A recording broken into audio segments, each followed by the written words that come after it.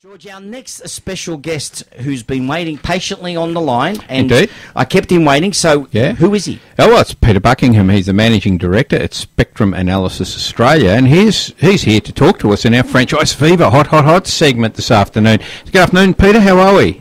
Good, thank you, gentlemen. Look, Peter, Spectrum Analysis, what is that?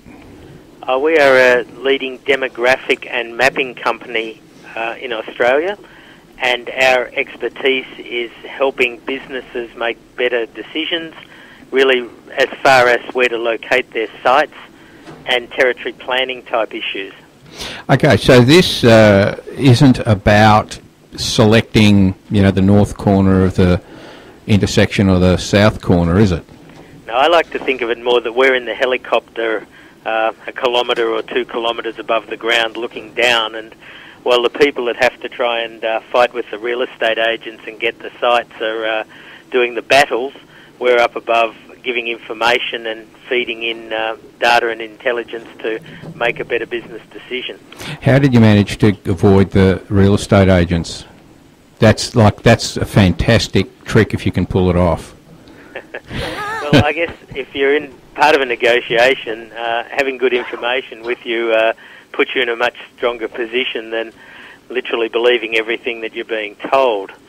So our type of business information that we're normally providing people is things about like the census data, how many people live in the area, what's the average income, what's the household expenditure, tell us the amount of money being spent on that commodity is, and also a lot of data to do with especially if you're a B2B type of business, how many other businesses are in the area that you're trying to market to. So your client base would be franchisors, would it, trying to set up their networks? Yes, we tend to deal mainly with franchisors, and these range from very large ones down to newbies that are just getting started, and we're often involved with a lot of the service businesses in setting up the territories, so that the idea being that each territory offers that franchisee similar amount of opportunity, so that you try and avoid that problem of, things didn't work out because you gave me a dud territory, or my territory wasn't big enough. And from the franchisor's point of view, that really comes down to saving them getting pushed too hard and forced to give up huge amounts of territory because some franchisee says, oh, look, I need 3/4 of Melbourne so I can sell a few jam donuts or whatever they're wanting to sell. I love jam donuts. I love jam donuts.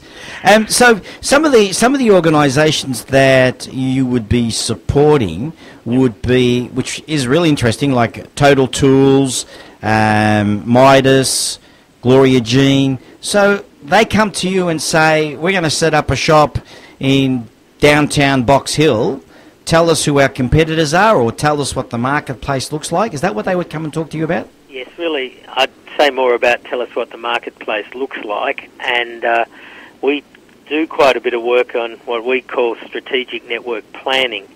And I guess that's really saying, well, I know where I am at now. If I want to be going from 20 stores to 40 stores in the next 2 or 3 years, where should I go fishing? What are the areas I should be looking at?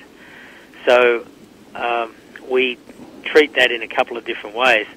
There's fairly good information about shopping centres. So if I'm thinking, okay, I'm going to open another 20 coffee shops and I want to be in shopping centres, then there's very good data from the Property Council on how big every shopping centre is in Australia, how much its moving annual turnover, or its total dollars that goes through that shopping centre is. So you can get very good information on that. What we find is a lot of cases people want to go into shopping strips. And the problem with that is how do you actually measure and compare one strip against another? Okay. So we might be looking, and I know this is to do with Burundara and Whitehorse, but we might be looking at comparing Glenferrie Road, Hawthorn, to Glenferrie Road, Malvern, to Burke Road, Camberwell, and Whitehorse Road in Balwyn. And then if you're national, you might still be comparing that to San Quintin, Street in Claremont in WA, or King Street, Newtown. So what we're able to do is actually use some measurement to say, well, how strong is that shopping strip, and what sort of businesses are already there that are going to help you. I saw you wrote an interesting paper about the demise or the issues around Billy Baxter. There was a case recently involving a dispute, and one of the key issues that was involved in that were certain representations that were made about things like traffic and turnovers and all this kind of stuff. So is that the kind of thing that you get involved in to try to support franchisors to give appropriate information to franchisees so that they can all make proper decisions about what they might expect? Yeah, absolutely. I have been an expert witness in one or two of those landmark cases that happened. But what you find is, under the franchising code of conduct, a franchisor really cannot say to a franchisee what they expect any site to do. Now, a company like McDonald's actually do say what they expect it to do, but that's based on 850 stores already in existence and a tremendous amount of analysis that goes there. Most companies cannot neither know themselves nor can they afford to sort of make that sort of statement. Meanwhile, though, the ACCC franchising code of conduct really does expect a franchisor to take reasonable steps and have some sort of logic so they can at least justify why they've done it. So the idea of just sort of putting your head in the sand and saying, oh, the franchisee thought he wanted to open a site on Heron Island in the middle of the Yarra River, and we decided not to sort of tell him whether it was any good or not, really doesn't carry much weight. So really it's up to franchisors to at least have some sort of logic in their own way that they can justify, because quite simply if they don't and they get one of these cases, and I guess there have been a couple of classics, then it's $1 million worth of legal costs, and who knows which way the settlement goes. And in the case of Billy Baxter, it went very poorly against them.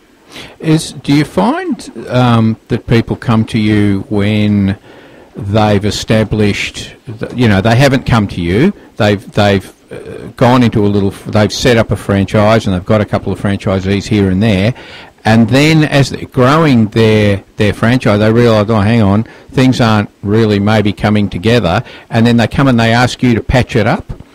Does that kind of thing happen, or do you find that the industry is kind of, let's go and talk to these guys up front and make sure we get it right from the start? If only. I wish that was the case. I guess we're talking of two things here. One is the physical site selection, and when you have a bricks and mortar site, and quite often we get involved when the people have half a dozen or a few sites, and then they say, well, I really want to go into shopping strips, but I've guessed a couple here and a couple there, and some have worked and some haven't. So that's very good for us to then get involved and say, well, look, this is a sort of measurement of each of those sites, and gee, it's funny how it correlates that the ones that our scoring shows to be good you do well in, and the ones that we show aren't much good you're not doing very well in. Not too well in, yeah. It doesn't work. But then in the territory planning, what tends to happen is, I jokingly say that a lot of times people use what they call a beer and pizza map, which is normally where the franchisor and a group of happy franchisees get together with a bottle of red wine and a pizza and a black Technicolor and draw the beer and pizza map. You're painting a very, very dim picture here, I got to tell you. Well, a lot they start that way, and you can't blame them. But the problem is, that's great when all you've got is half a dozen franchise territories. But we've had cases come to us that have got 100 franchise territories, and we're still on a beer and pizza map. And the problem then for them is the inconsistency from one territory to another is dramatic, and if they ever had to try and defend that, I think any reasonable judge would say, well, that was okay when you only had 10 and you sort of started from scratch, but like you're now, quite large, and you're still working on a beer and pizza map, and some franchisee could have half the number of of potential of one territory to another.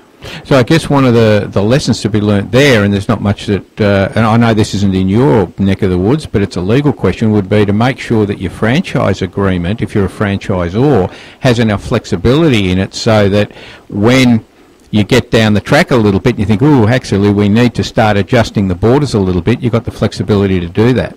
Yeah, and look, we do work quite a lot with some of these the lawyers in the franchising space, and what we find is in a lot of cases there is not that flexibility, and it might even be an evolution that there's a 5-year or a 10-year agreement. But what we try and say to people, if that's the case and it's not very good, is we'll at least know when that starts to come up that you should be talking about doing it differently.